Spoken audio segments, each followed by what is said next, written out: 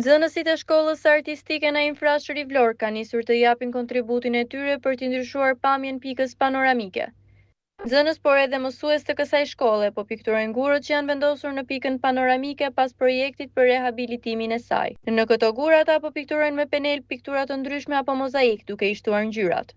Kjo nisëm e veçantë është parë nga afër edhe nga kryetaria e Bashkisë së Vlorës, Brunilda Mersini, e cila thotë se ndihet e lumtur kur sheh të rinj dhe të reja nxënës shkolle që në gjurmët e tyre në qytet. Sipas Mersinit, të gjithë të rinjt duhet të angazhohen të kontribuojnë për të bërë diçka për qytetin.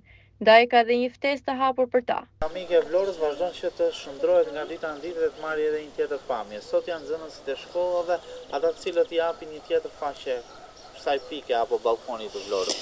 Si vlerësoni këtë projekt dhe nëse keni një thirrje për të rinjt? Unë nuk mendoj që pika panoramike do na bëj lajm, sepse Vlora është e gjitha panoramike, por lajmi sot është pikërisht memoria që po krijojnë ka me qytetin. Është një punë e vogël, por me shumë talent, e cila e ka projektin e pikës panoramike fokus që të lënë gjurmët e tyre në këtë qytet.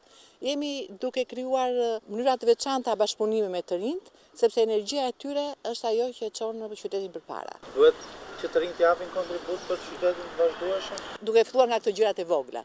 Duke filluar nga këto gjërat e vogla që edhe kur të kalojnë me makinë do thonë atë gurin e kam pikturuar unë, këtë lulishten e kam bërë unë, këtë lulen e kam mbjellë unë. Duhet që të krijojmë memorie të cilat i nevojitën qytetit. Ne duhet dalim nga një depresion social që na kanë importuar tashmë rrjetet sociale, ku ka vetëm negativitet më shumë, dhe duhet dalim tek natyra, tek jeta reale, edhe tek ta të rinj që kanë talente. Këto duhet promovojmë qytet. Qani Balla, drejtuesi i shkollës artistike në Infrashëri, thotë se këto projekte nuk do të mbeten me kaq, pasi nxënësit e kësaj shkolle do të japin kontributet edhe në vende të tjera të qytetit, për të ndryshuar këtyre të fundit pamjen, duke i dhënë shumë ngjyra. Kjo është një projekt i bashkisë në bashkëpunim me shkollën artistike në Infrashëri. Sot jemi këtu te pika panoramike, kemi sjellë nxënësit e degës artit figurativ, të cilët me talentin e tyre e shpalosin edhe në këtë pikë kaq të bukur që ka qyteti i Vlorës, dhe jo vetëm kjo, kemi plot pika të tjera shumë bukura, që do vazhdojmë akoma të bëjmë gjëra me vlerë artistike. Mos të ngelemi vetëm në ca lajme, siç e tha dhe kryetaria, me kronik të zezë. Jo, shkolla artistike në Infrashëri ka vetëm muzikë, art dhe vetëm art. Kanë një shpirt të madh artisti.